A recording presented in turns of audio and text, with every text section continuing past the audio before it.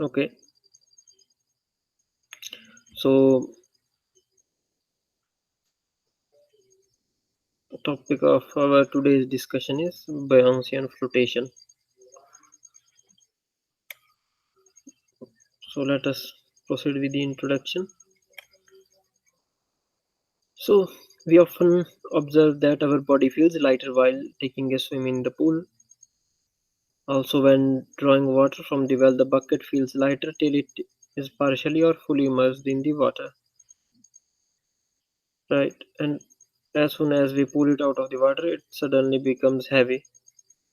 So why is that? And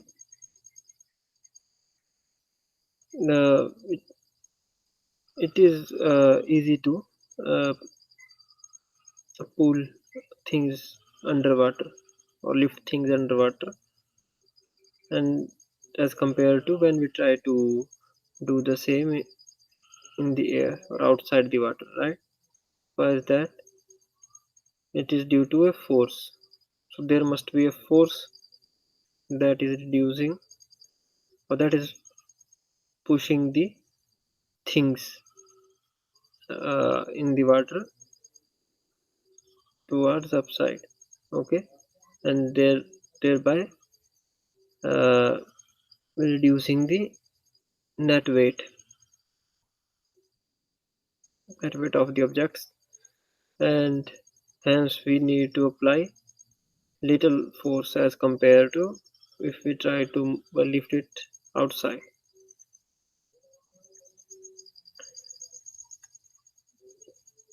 Okay, so it can be the reason why a ball of plastic floats in the water rather than sinking into the base by its weight. But here too we observe that some objects such as plastic bottle float over water while the others as needle sink. In this article or in this session we will learn about the concept of buoyancy and buoyant force, which gives a proper explanation of such observation, proper explanation for such observation, that why do things feel lighter in the water and why do they feel heavier outside of the water. So in today's session we will learn about Archimedes principle, we will learn about buoyancy or buoyant force, then we will learn about flotation uh, and stability of objects in water. When will it be stable? When it will keep floating in its place, or when it will sink down, or when it will lift up in water. We will discuss all such conditions. So first one is Archimedes. So we all must have heard of the Archimedes principle before, right? So who was Archimedes? Archimedes was a Greek mathematician and inventor who wrote important works on plane and solid geometry, arithmetics and mechanics. Okay, and he lived in 287 to 212 BC, means approximately approximately 200 and 2000 and 2000 and 200 years from now, before the present. Okay, so he had lived 200 years or 287 years before the common era, before this common era calendar starts. So he lived before that. So in times of Chandragupta or Maurya dynasty. So he was an ancient mathematician. So what does this Archimedes principle states?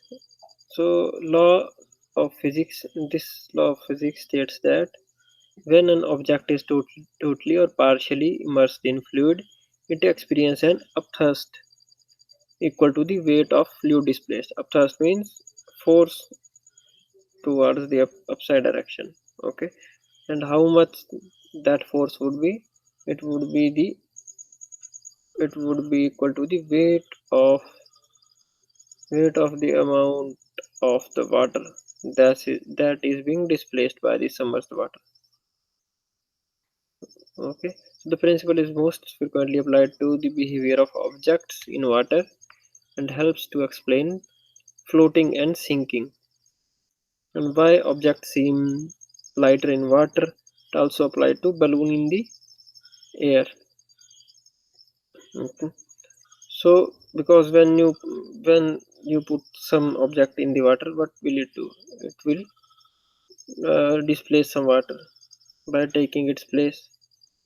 And how much water that particular object will displace? It will displace water equal to the volume that is being submerged. Okay, so it will displace that volume, and the weight of water of that volume is the amount of weight that is being reduced from the actual weight of the object. Okay, so uh, weight of the amount of the water that is being displaced by the object will be equal to the upthrust force. Means there will be a force acting in the upside direction whose magnitude will be equal to the weight of the water that is being displaced, right? So if that if the weight of that water if the weight of this displaced water is become equal to the weight of the entire object, then what will happen? The upthrust force or up force in the upward direction will be equal to the weight of the object weight of the object. So weight of the object is acting in the downward direction, whereas the upthrust force is acting in the upward direction, right? So when these both will become equal to one another, your object will start to float. It will not sink. So what is this upthrust that we are talking about? This upthrust force is called as the buoyant force. Okay, so the keyword here in this principle or in Archimedes principle is upthrust or buoyant force, which refers to the force acting upward to reduce the actual weight of the object when it is underwater. Okay, so how much reduction of weight will be in the object underwater? It will be equal to the force that is being applied towards the up direction, or it will or the reduction in weight will be equal to the upthrust force. And how much will be the upthrust force? Upthrust force will be equal to the weight of the water that is being displaced. Okay, for example, a metal block with a volume of 100 centimeter cube is dipped in water. It displaces an equal volume of water. So if we are fully submerging a metal block of 100 centimeter cube, it will take the it will go inside the water and it will displace the water equal to its own volume, that is 100 centimeter cube. So volume of the displaced water will also be equal to 100 centimeter cube. So now weight of the water is approximately 1 Newton. So the block therefore seems to weight about 1 Newton less. Okay. Whatever whatever were the weight of the metal block in water, it will weigh now 1 Newton less. Why? Because it has uh, displaced water having weight equal to 1 Newton. So there is upthrust force equal to this amount, and this upthrust force is reducing the overall weight. So here you can see mass of the aluminium is 270 gram, and weight of the aluminium is 2.7 Newton. Okay, then mass of water displaced here is 100 gram. So weight of the water displaced is 1 Newton. So volume of aluminium here is 100 centimeter cube. Okay, so volume of this aluminium block is 100 centimeter cube. The density of aluminium is 2.7 gram per centimeter cube.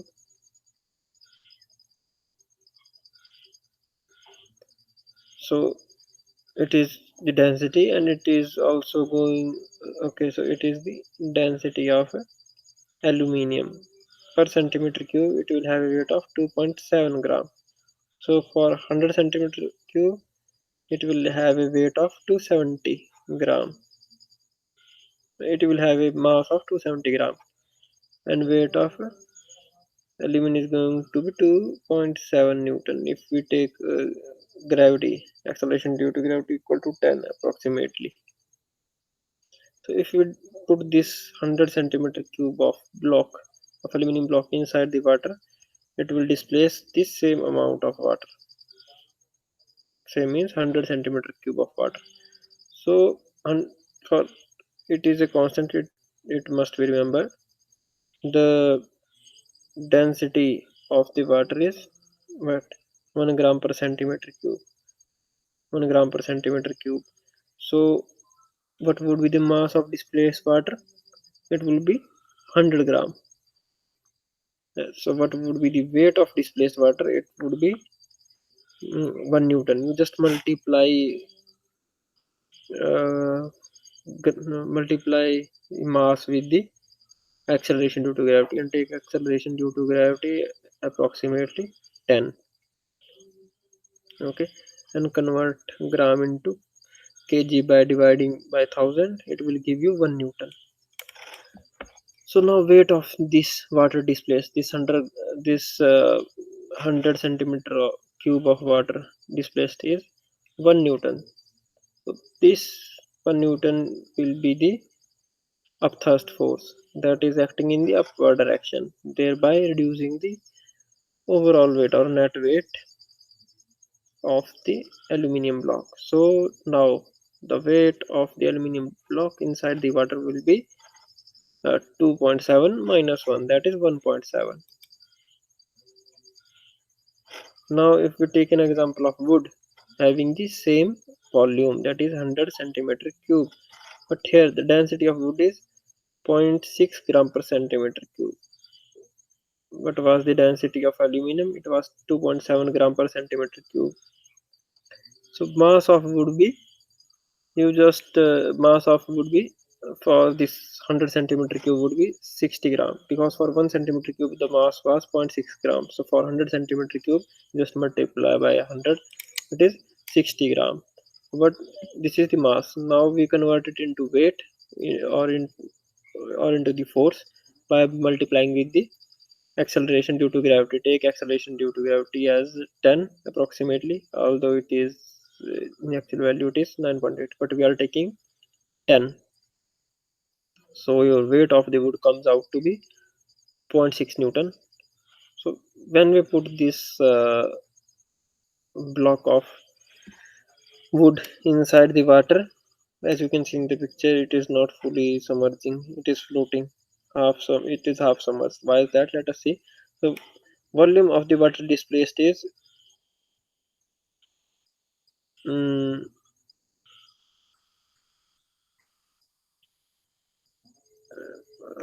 we don't 60 centimeter cube here.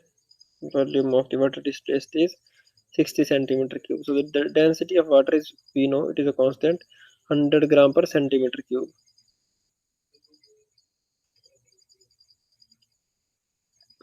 Okay, but it means that it has a mass of 1 gram for 1 centimeter cube of volume. So for 60 centimeter cube of volume, it will have a mass of 60 gram. So when you convert 60 gram into Newton, it is giving you exactly the same zero point 0.6 Newton, the same amount of force. So if, when it is being submerged, only 60 centimeter cube of its volume is being submerged instead of the whole volume. Even then the even then the even then the weight of the water being displaced becomes equal to the weight of the wood itself. Why? Because weight of the density of the water is more than the density of the wood. So this upthrust force or upside force is becoming equal to the downside force, that is the weight of wood. So as these both forces are becoming equal, they are cancelling each other, so no net force is there now. Okay, no net force is there, so it is now in float. So your block is now floating, it is not sinking nor coming upward. Now it is in the flotation mode. Okay, so now if we place a weighing machine below this wooden cube, its weight would be 0. So how do you calculate buoyancy force? It is simply the force of it is simply the weight of displaced water. Okay, force of buoyancy or buoyant force is equal to weight of displaced fluid. So weight of air minus the weight of object in the air minus weight of object in water. So whatever the reduction is there, whatever the apparent change, whatever the change in the apparent weight of the object in the air and the water is equal to your buoyant force, because that change in the weight of the object is being introduced by buoyant force. So whatever will the change of weight in air and water is going to be equal to buoyant force. So now your buoyant force depends upon density, right? We see in our example that in some uh, in the second case, wood was not being fully submerged because buoyant force was such that it was becoming equal to the weight of the wood that is being submerged. Okay, so yeah, so in that case density of water was greater than the density of wood. So your buoyant force will depend upon the density of the liquid which we are uh, taking into consideration. So in our examples and in most of the examples, liquid we are taking is water. In that case density will be 1 Newton or 1 gram per centimeter cube. But this buoyant force would be different for different liquids, because all the liquids have different density. Okay, so this buoyant force is equal to rho vg. What is rho vg? Because your as we saw, buoyant force was equal to the weight of the water being displaced. What is the weight of water being displaced? Rho v comes from your uh, formula, that is density equal to mass upon weight. Mass upon weight. So mass becomes density into mass upon weight. Your This comes from the formula density equal to mass upon volume. Okay, so mass becomes density into volume. So from there it is coming rho into V. Rho is the density and V is the volume. Okay, so rho into V becomes mass. And what is the formula for force? It is mass into gravity. So rho V is rho V is equal to the mass, and G is this acceleration due to gravity. Okay, so this is giving you the buoyant force. Okay, so as the density rho of a particular liquid increases, buoyant force also increases. If we keep volume constant that is being submerged. So why does a ship made of iron floats while an iron needle sinks? Although ship is heavier than the iron, ship is so much larger than the needle. Then why does a ship floats and needle sinks? It is the same concept, density. But in this case, both the ship and needle are made up of iron, so density is equal. So in this case, it comes down to the shape, because remember the force of Bouncy or bound force is equal to the weight of the water being displaced. Okay, weight of the water being displaced. So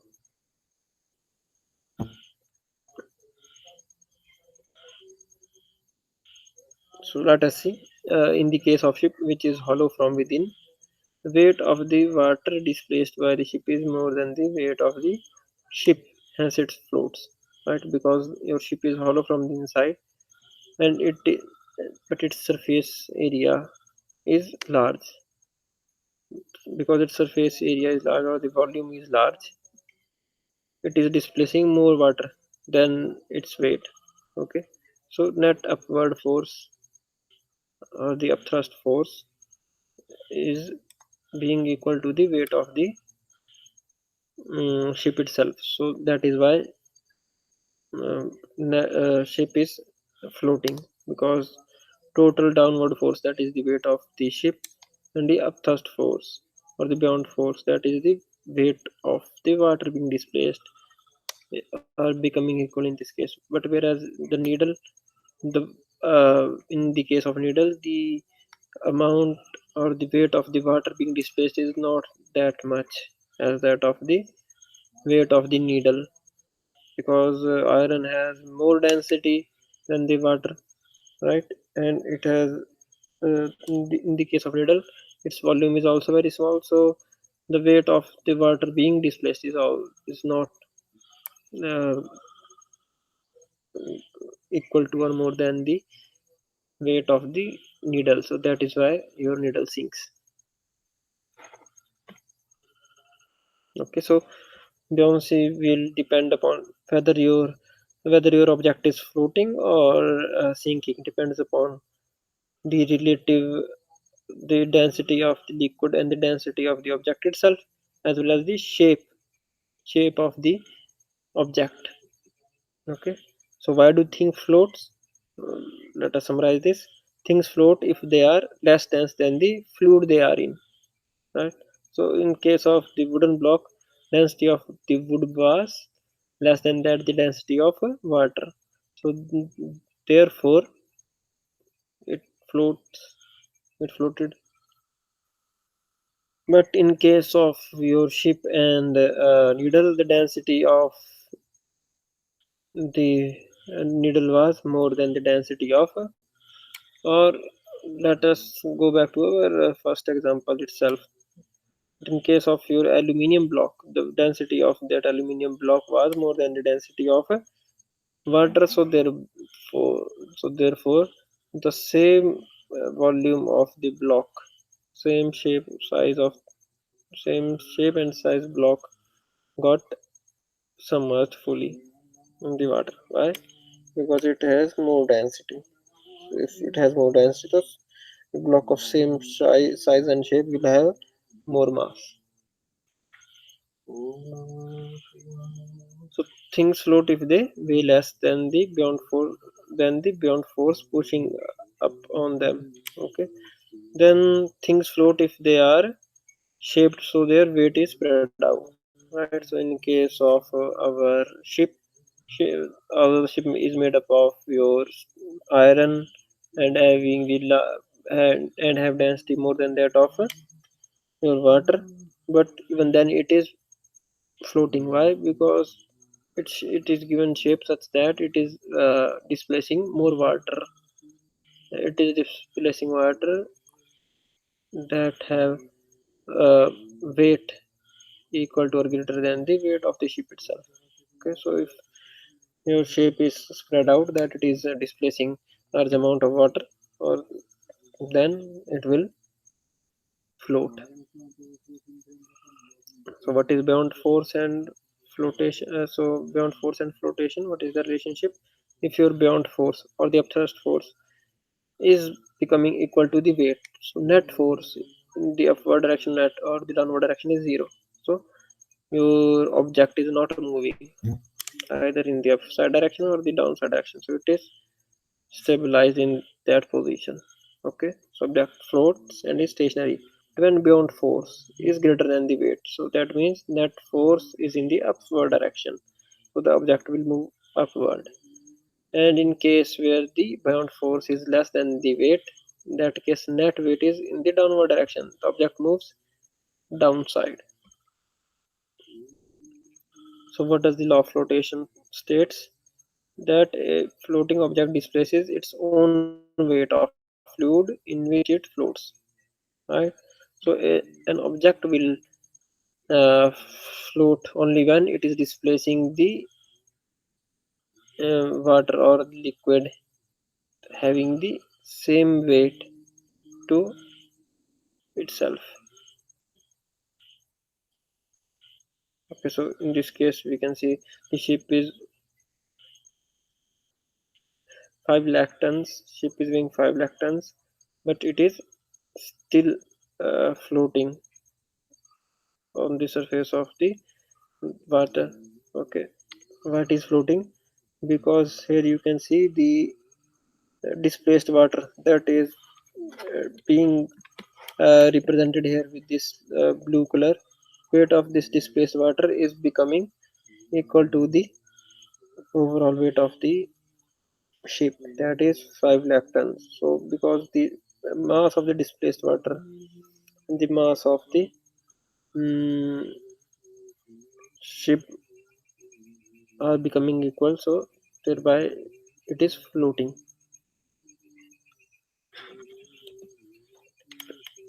So let us see another example. Now we have four conditions. In first condition we have warm fresh water. Then second condition cold fresh water. In third condition warm seawater. And the fourth condition is cold seawater. So in warm fresh water you can see that ship is sinking to great depth. Why is that? Because warm water has less density, right? And fresh means water means your normal water in the rivers or ponds, etc. Okay, so your warm water has less density, so more. So the weight of water is becoming less for the same amount of volume. So for so to compensate that, to become equal to the uh, weight of the ship itself, more ship is get more ship is getting submerged, thereby uh, more size or more part of the ship is getting inside the water, thereby displacing more water, and hence thereby equalizing the total weight of the floating ship itself. But in case of cold water, your cold water have more density than that of warm water. So because this has more density, now so the weight of the water for the same amount or for the same volume will also be more than in case of warm water. So thereby now ship is being submerged relatively less in this case. Now warm seawater. Here the water is warm. So as I've already told you, warm has less density, but it is seawater. So seawater means it is containing salt. So due to that, its density is even more than the cold fresh water. So in this case, ship is now being submerged even less. And the fourth case is water is cold as well as seawater. So in this case, density of the water is highest among these all conditions. So the portion of the ship that is being submerged is the lowest. Okay, this is the same reason. So if the plastic is formed into a ball, it will sink. But when it is formed into a hull, it will float by same because it is given shape such that it has a spread out shape. So it is displacing water, more water, or such or that amount of water that has weight equal to its own weight. Whereas in case of ball, it does not have a spread out shape, so it is not displacing that much amount of water. So the uh, weight of the water that is being displaced is is less than the weight of this ball itself. So there is therefore ball has sunken to the bottom of this water body. Okay. So what are the application of this Archimedes principle? So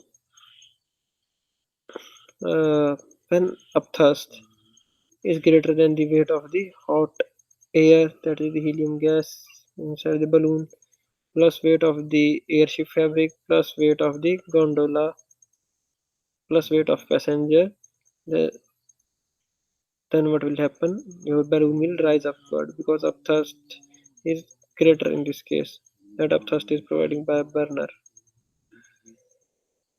Then, if your upthrust is less than the weight of hot air, that is the helium gas weight of the airship fabric, plus weight of the gondola on which passengers are standing, then the balloon will descend. It will try to, or it is equal to sinking in the water. Okay. Then third condition is when the upthrust force, if it becomes equal to the weight of hot air, that is helium gas weight of airship fabric plus weight of gondola weight of passenger, then balloons remain stationary in its position. It is neither going upside or downside. So let us clear these concepts with some numericals. So the weight of rock in the air is 0.85 Newton. Okay, when it is completely submerged in water, means it is fully underwater, its weight is 0.45 Newton. So there is a reduction in weight. So this reduction is weight due to the buoyant force. That means buoyant force is how much? 0.85 minus 0.45 equal to 0.40 Newton. So your buoyant force is 0.40 Newton or zero point 0.4 Newton. Okay. Next question. A concrete slab weighing 180 Newton, when it is fully submerged under the sea, its apparent weight is 105 Newton. So again, weight is being reduced due to the buoyant force. So how much is the buoyant force? It is equal to the weight that is reduced. So what amount of weight is reduced? 75 Newton. Okay, here it is not 105, here it is 102. Apparent weight is 102. So the buoyant force is 72 Newton.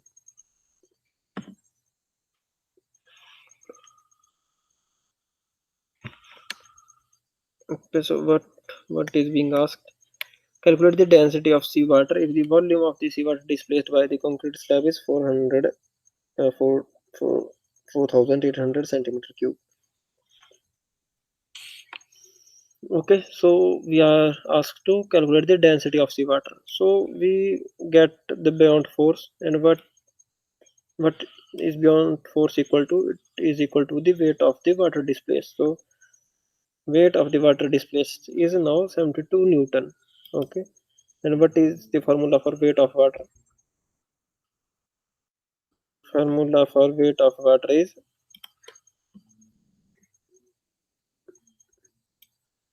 rho, that is density, V volume, G. Okay, this is the weight of water. Okay, so rho is the density of water. So what is the density of water? It is 1 Newton.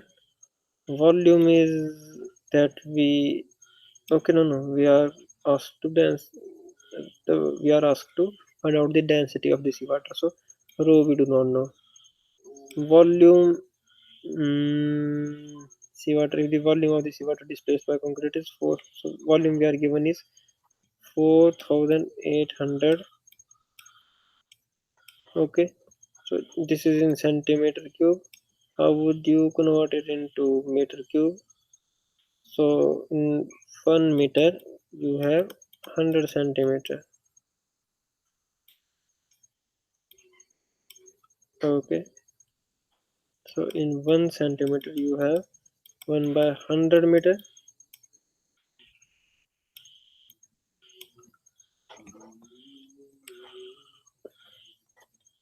So 1 centimeter cube is 1 by 100 meter cube. Okay, or in other words 10 raised to power minus 6 meter cube. So here it would be 10 raised to power minus 6, and G is 9.8. Okay, so it it is equal to how much? 72. So your row will become 72 into 10 raised to power minus 6 divided by 4800 divided by 9.8.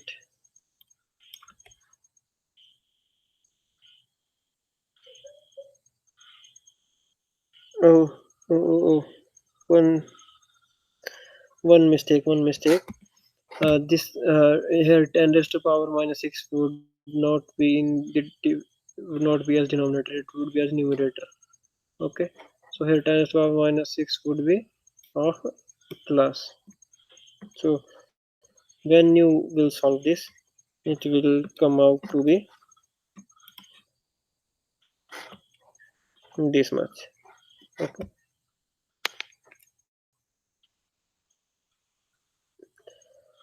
Now what is center of buoyancy?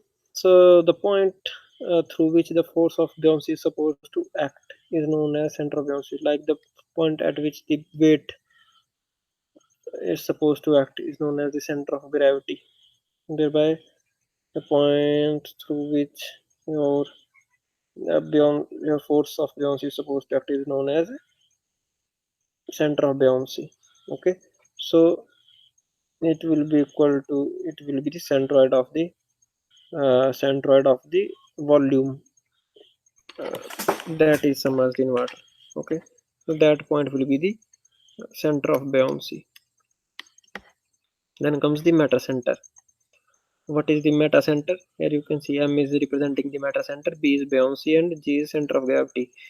So G is if whole of your material is made up of same if whole of your object is made up of same material, then the center of gravity would be the centroid of the volume, right? And similarly, your center of buoyancy would be the centroid of the volume that is submerged. But what is the metacenter? What is that point? It is defined as the point about which a body starts oscillating when the body is tilted by a small angle. Okay, so if we provide a tilt, it will this ship will start oscillating. So it will oscillate about a point. That point is your metacenter.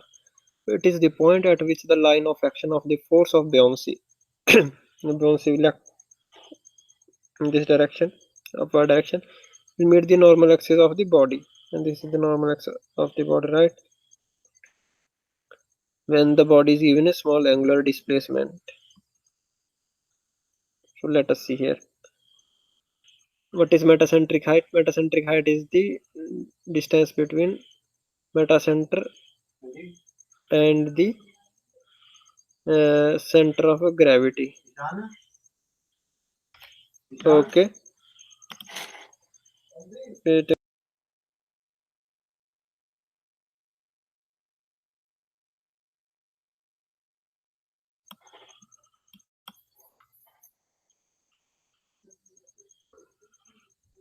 we can find this. So we can find this metacentric height by the analytical method, that is GM. GM is the metacentric height between the center of gravity and the metacenter. That is I by inverted V, sorry, V minus BG. BG is the distance between center of buoyancy and the center of gravity, and this V, this different type of V is the volume of the submerged body. Okay, and I is the moment of inertia. Moment of inertia. Then the second method is the experimental method for metacentric height. So here GM is W1D divided by W tangent theta. Here capital W is the weight of the vessel and G is the center of the gravity of the vessel. Then B is the center of buoyancy and W is the movable weight, and D is equal to distance between movable weight. Okay, so condition of equilibrium of floating and submerged bodies. So stability of submerged body. So stable equilibrium is weight when weight of the object is equal to the uh, buoyant force and point B is above the G. What is point B? Point B is the center of buoyancy. If center of buoyancy is above your center of gravity, and both the upside force and downside force is the weight of the body, and upside force is the buoyant force. If these are equal and beyond uh, point of buoyancy is above your point of center of gravity, then stable equilibrium is there. But stable equilibrium, that if you give a tilt in this condition, it will go back to its original position. Okay, this first condition A. Then comes the unstable equilibrium. So in this equilibrium, again, both the forces, upside force and downside force, are equal. Okay, so beyond force and the weight of the object are equal, but B is below G. Okay, B is below G, or center of buoyancy is below the center of gravity. In this case, what will happen? If you give a tilt, it will rotate and get a new inverted position. Okay, so that is why it is unstable equilibrium. Then comes your neutral equilibrium. Then again, both the forces in upside direction and downside direction will be equal, and B and G are at the same spot or the same point, or B and G are falling on each other. In that case, it is termed as neutral equilibrium. Okay, why first one was stable equilibrium, that even if you give it a tilt, it will uh, move back to its original position, whereas in unstable equilibrium, if you give it a tilt, it will rotate and get an inverted position. Okay,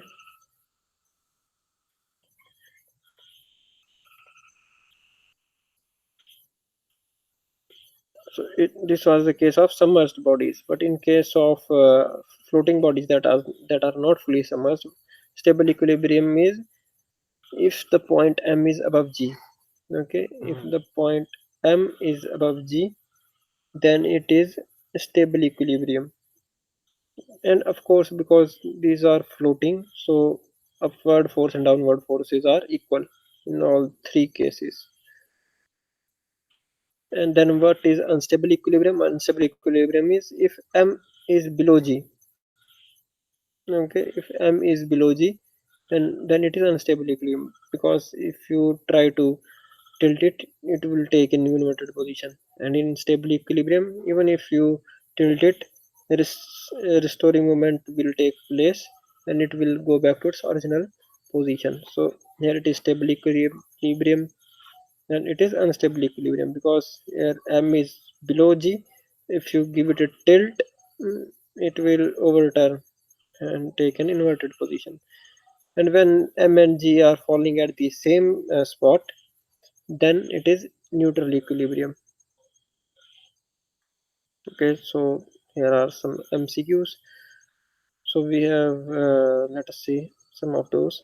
Center of Bouncy's options given are centroid of the displaced volume of fluid, center of pressure of displaced volume, center of gravity of floating body does not exist, or none of the above. Where is the center of Buoyancy? We just covered. It is the centroid of the displaced volume, right? Displaced fluid volume. It is the centroid of that. So centroid of displaced volume of fluid. So A is the correct answer. Then a buoyant force of 200 gram weight acts on a body dipped completely in water. So it is completely submerged. If the apparent weight of body is 100 gram weight, so it is weighing 100 gram inside the water, and buoyant force is 200 gram. So buoyant force is 200 grams, so it is reducing 200 gram of weight, and then after that it is still weighing 100 gram of weight, then actual weight is going to be 300, right? So C is the answer. When a body is placed in a liquid, the buoyant force experienced by it is equal to weight of the liquid displaced, density of the body, volume of the body, density of the liquid, weight of the liquid displaced. This has been covered several times. So a body floats in vertical position when its center of buoyancy is mm, below center of gravity of the body, above center of gravity of the body, at some place where center of the gravity of the body lies. None of these. So a body floats in vertical position when its center of body is A, below center of gravity of the body. Right?